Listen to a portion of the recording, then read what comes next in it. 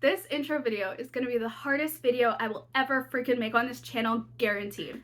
Hi guys, welcome to my channel. My name is Maya and I hope I get to be your new bookish bestie, or one of, okay? I'm not trying to take the title away from your favorite booktuber, bookstagrammer, book talker, book twitterer, and any other sort of book social media platform. Share the love. We can all have many book besties. With that being said, I'm sure you have some questions for me, my reading taste, what got me into reading, why did I start this channel. So we're gonna answer a few questions, a little Q&A, and then I'm going to tell you guys about my reading plans, all of the read-a-thons I'm hoping to participate in, and the general vibe of my TBR, everything that I'm going to show you for that. By the way, I am not like the biggest reader in existence.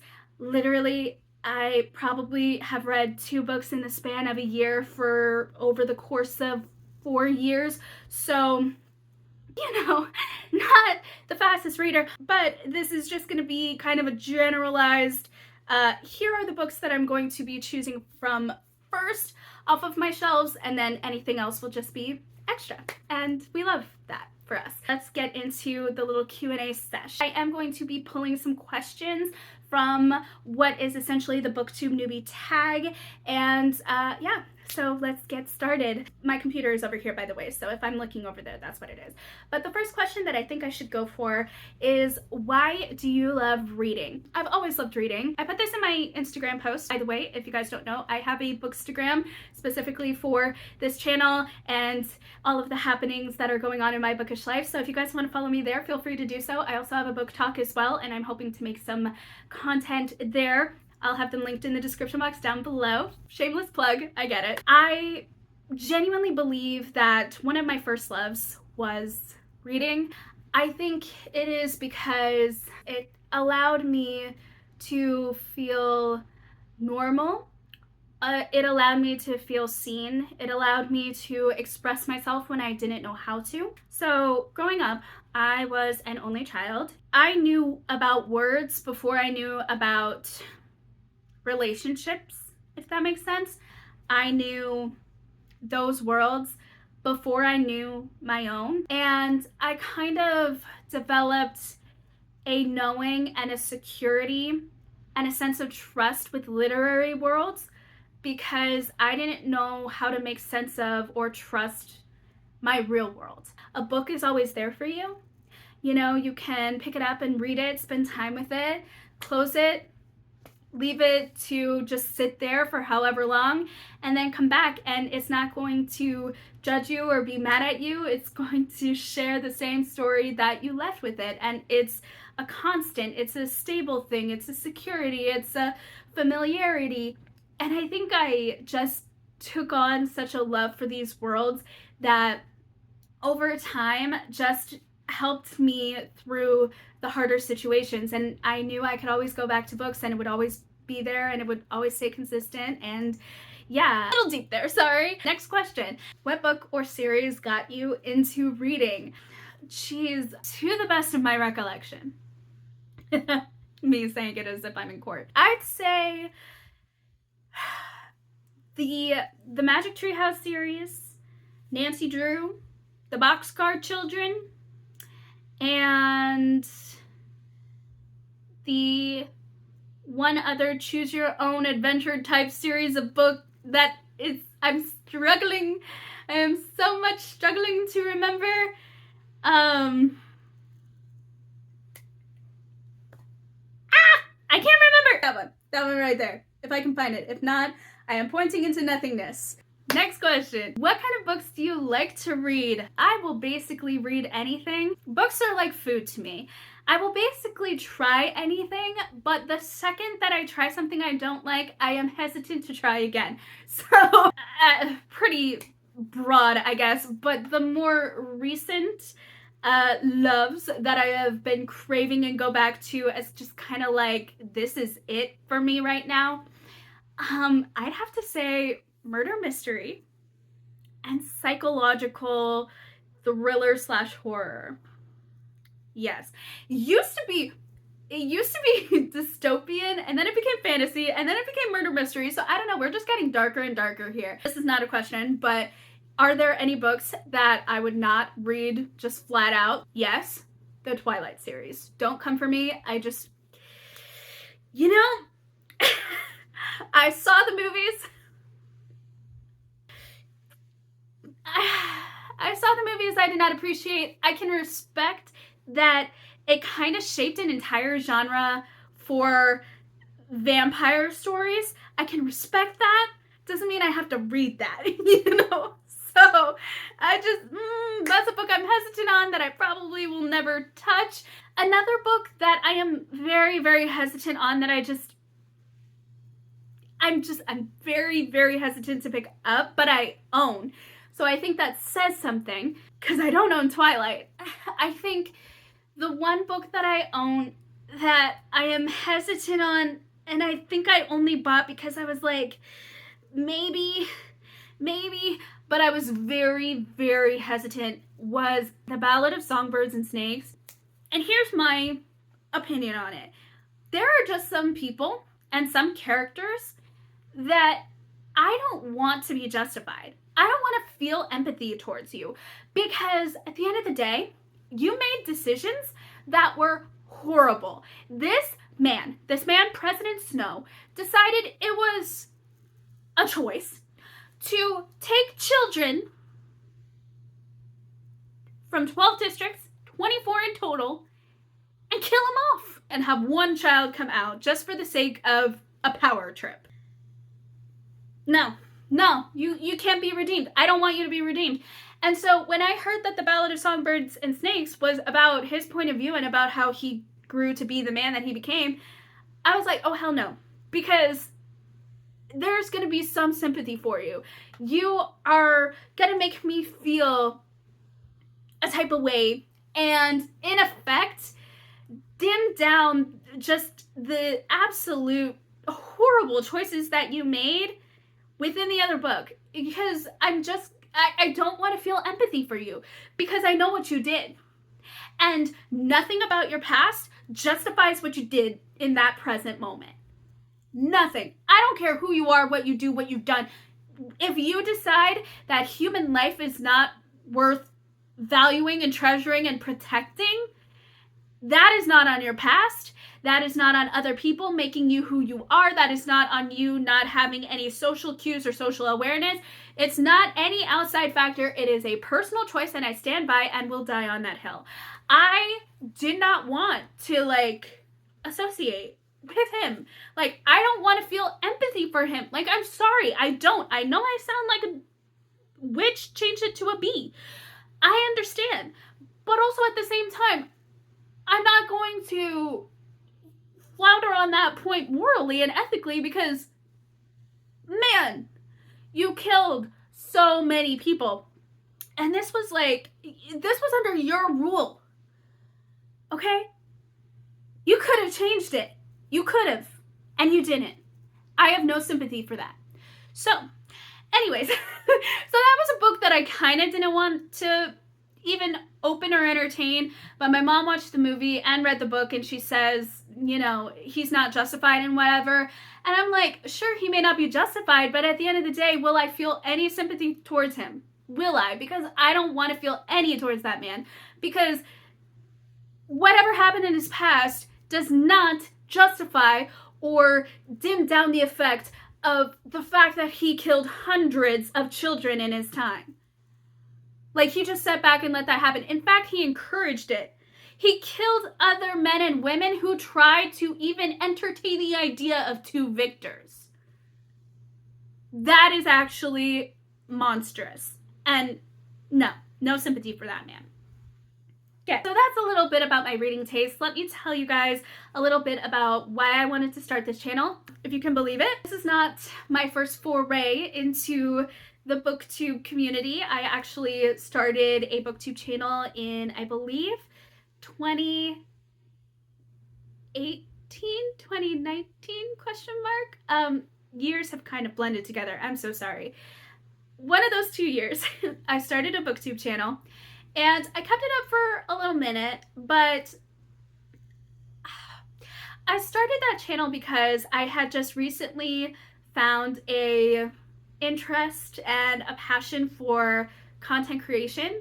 And this was actually one of the first times the passion made me feel something for a minute, because I was just in a very interesting space, mentally, physically, spiritually, all of the things at that time in my life. And so I wanted to just, go full steam ahead. And I was like, this would be a good opportunity to ignite the passion and spark of my first love, which was reading.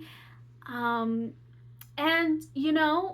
I read a few books, had some good experiences, but I burnt out pretty easily because I was forcing myself to feel something. And I did not take the time to heal in the correct way. And I pushed it off for as long as I could, so a couple years. And so I deleted the channel and I went offline. I got better, and I didn't completely go offline. Like, I had another YouTube channel that was lifestyle related, and I've been on and off in waves and taking months off at a time and stuff as I was trying to get better.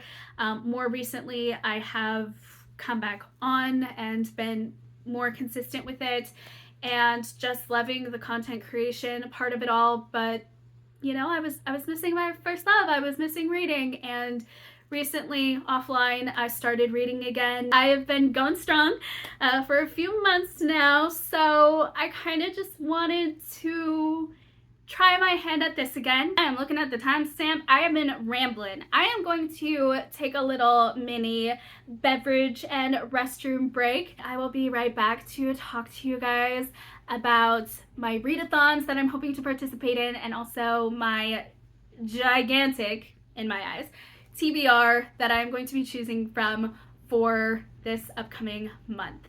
See you guys in 0.1 second. When I had the idea for this channel, okay, I was debating on what time I would want to start posting videos. At the time, it was more so how far out could I put all of these videos? How far out would I need a plan for these videos? In essence, to kind of have a backlog just in case, because, I'm a working woman. I'm going to be starting my college classes here again soon. I'm working on my writing project and my writing portfolio and really beefing that up to have a chance to get my degree. So, I'm not entirely, 100%. All of my focus, all of my attention is on this channel and on this content. I would love it to be in the future, but that's just not the case right now. So how far in advance would I need to plan for this? But also, I was thinking in my head, do I really want to start it next year when I can really get into the holiday spirit and just finding, really just having themed videos just fall into my lap? Because it's fall season, you're gonna want the cozy, maybe the cozy small town vibes. For a themed reading vlog, you're gonna want the cabin. My dad owns a cabin in the freaking middle of the woods, and he has said, come visit. So I would be able to take some books and, do some cabin in the woods type of reading and maybe read books based on that. There are so many just Halloween books, so many murder mystery, thriller, horror, all of these different themed reads, and it makes sense for the time of fall. And I was just I don't want to miss that. I have been having so much fun reading, and specifically some of the books that have been getting me back into reading have been murder mystery coded, and I'm just I want more of that. I want to be able to talk with other people and participate in all of the festivities that are coming. And so I started looking at all of the read-a-thons that were being hosted in October, November, all of these different things, and I was I want to do in the fall. Fall is my season. It is the perfect mix of cozy, cute, and spooky horror, run for the hills type of vibes. And I just feel those vibes I just vibe with those vibes, and those vibes are me. And there is no better season to just kind of encapsulate just both vibes and not have it stand out as not normal or out of the ordinary or something like that. It just feels right. And I was like, okay, we're doing it. We're doing the fall. And then I was like, okay, what time for the fall specifically? Well, I was like, I want to celebrate books. Whenever I do this, I want to celebrate books, my love of reading, my passion for it, my reigniting of the love that I have for books. And I was like, Booktober. A layer on top of that, and I will also admit that I didn't think about this until like later on, and I realized what I wanted to do for my branding. Like, I wanted to make it cozy, I wanted to make it fall, but I also wanted to give it, you know, that Halloween vibe. I wanted to merge the two aesthetics. So as I was creating Booktober kind of took over, and I was just like, ooh, the branding is going to be a ghost. And I came up with this little graphic. I was so happy and excited about it. So I don't know if this is someone's original idea that I am just like taking without knowing. So if that do be the case, I will do my research like post filming this, and if I find something, I will have it linked in the description box down below. Even if I don't find a thing, I'm not going to claim to be the originator, because I don't have an original bone in my body. Everything that I have ever written, anything I've ever created, it's not necessarily an original world. It's just kind of like pulled from all of the ideas that I've gotten from inspiration from other things that I've read or consumed in media or something like that. So never a new idea under the sun with me, so I'm just not gonna take any sort of originality for that, because I don't know what to do with originality.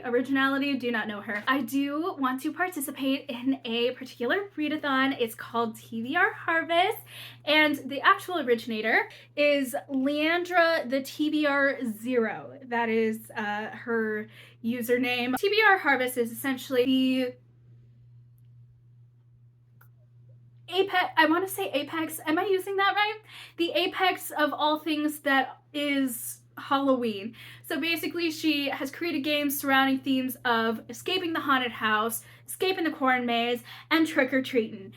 And your girl is doing all of these games, okay? Bro, 'tis the season. Okay, that looked weird. We're going all out with this. We are playing all of the games. We are escaping the haunted house. We are going through the corn maze, and of course we be trick-or-treating. One of the prompts for escaping the haunted house, actually the first prompt, is to participate in another read-a-thon with at least one prompt from a different read-a-thon. So to play it fair and play it right, you know, and follow the rules and all of that, I am also going to be participating in Halloween-a-thon.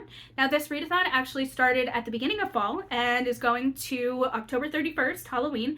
And, you know, there are 2 games that you could play within this. I chose the easy route. That is neither here nor there. I have decided I was going to do the bingo card.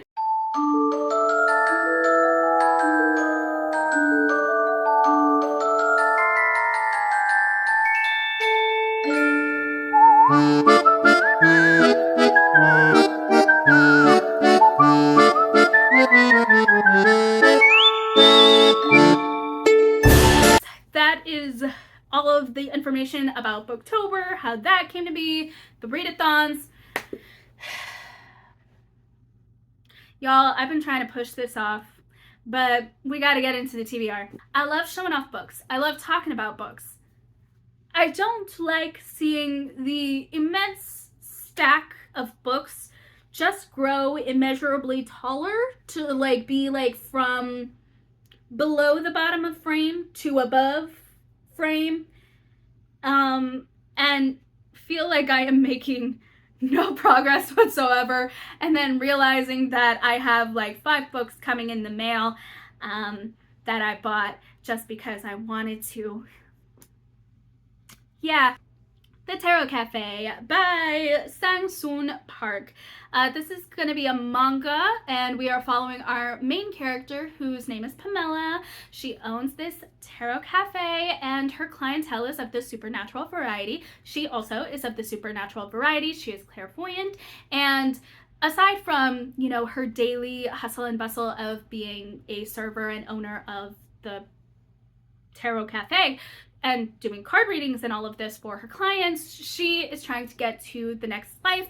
But the big obstacle is she cannot, because she has to confront her past and all of the dark secrets of her past. Pumpkinheads by Rainbow Rowell and illustrated by Erin Faith Hicks. This is a fan favorite, and by fan favorite I mean my favorite for the fall season because it's just so cozy and it's so vibe.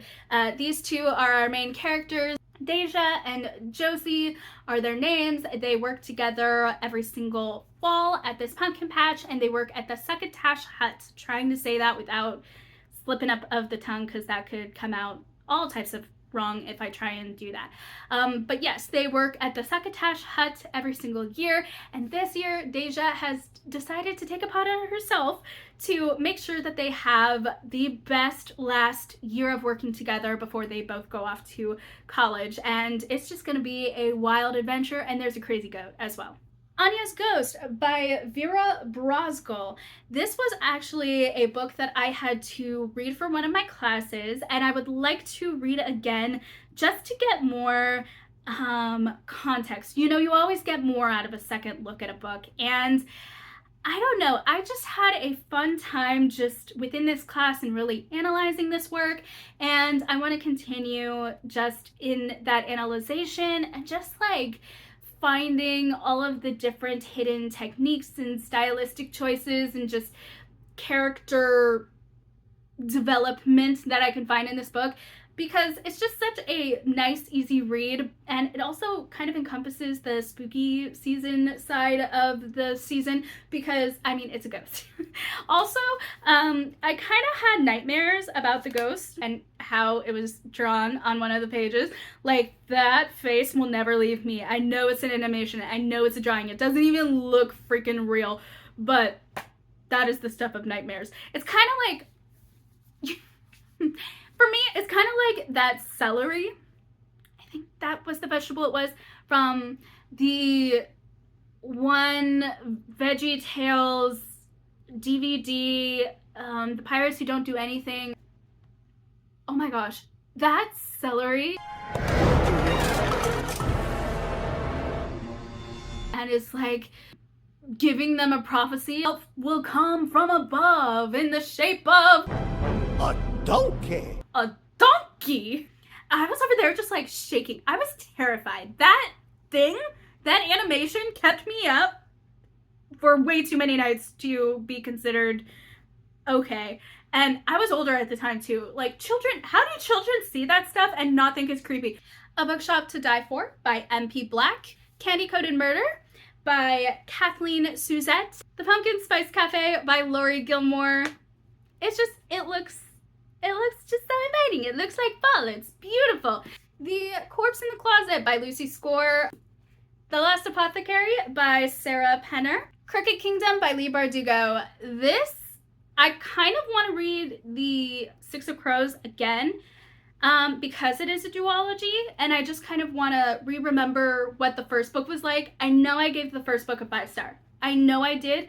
I just would like to re-experience that world. That way I can remember and also maybe get some of the details that will probably be necessary for context in this book. But I am very excited. This is a continuation of a world where I believe there is magic, and magic has to be hidden, and if I remember correctly, there may be high stakes of life for certain characters of our main group that others have to save.